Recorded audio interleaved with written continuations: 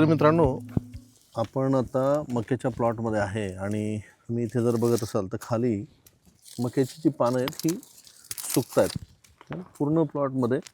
शेवटपर्यंत जरी बघितलं तर मी काही आधी पण थोडेसे व्हिडिओज दाखवलेले.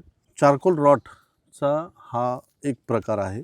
चारकोल रॉटचं सगळ्यात पहिलं लक्षण अर्ली मॅच्युरिटी ही पानांमध्ये दिसते. म्हणजे ह्या पानावर बाकी कुठलाही डाग नाही आहे, याला पाणी कमी नाही आहे, प्लॉटमध्ये ऑलरेडी ड्रीप इरिगेशन आहे, पण हा पूर्णपणे सुकला आहे.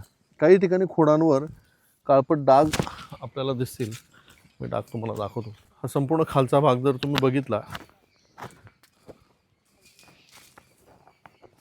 या ठिकाणी खाली जर तुम्ही बघितलं तर खोड काळं पडायला सुरुवात होतं. अर्ली मॅच्युरिटी येणं हे चारकोल रॉटचं सगळ्यात मोठं लक्षण आहे. आणि मक्यामध्ये हा प्रॉब्लेम मागच्या वर्षी खूप मोठ्या प्रमाणावर आपल्याला रब्बी हंगामात बघायला मिळाला. यावर्षी खरीप हंगामामध्ये सुद्धा आपण सोयाबीनमध्ये हा प्रॉब्लेम बघितला.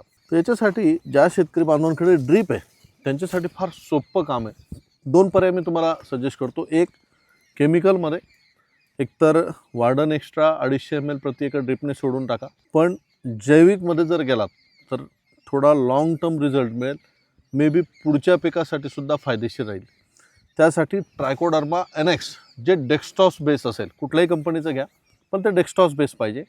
ट्रायकोडर्मा NX ट्रायकोगार्ड नावाने येतं. ट्रायकोगार्ड NX अर्धा किलो एका एकरला ड्रिपने जर तुम्ही सोडलं तर हा प्रॉब्लेम तुमचा पूर्णपणे थांबायला आपल्याला मदत होईल.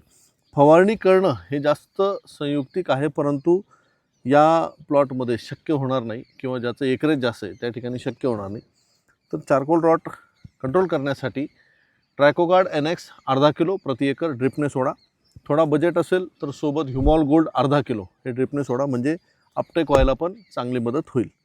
तर मक्यामध्ये खालची पानं सुकत असतील, खोड सुकत असेल तर लवकरच लक्षणं दिसतानाच सुरुवातीलाच ही उपाययोजना करा.